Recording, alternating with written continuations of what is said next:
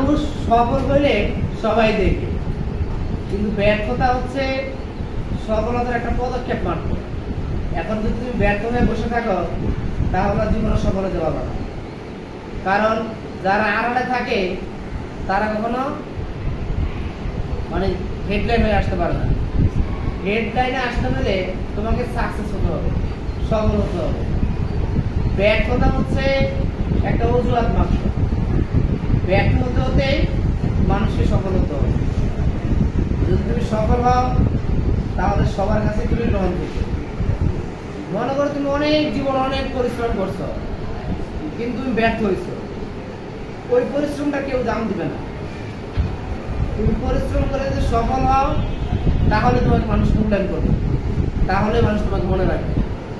আর ব্যর্থ হইলে তুমি আগে যতই ভালো কাজ করো, আগে যতই পরিশ্রম করো, যতই কিছু করো, ওইটা কখনো মানুষ মনে রাখবে না। কারণ ব্যর্থ মানুষকে ইতিহাসে স্থান দেয় না। ইতিহাস কখনো ব্যর্থ মানুষকে স্থান দেয় না। এতটুকু মনে রাখবে। ধন্যবাদ।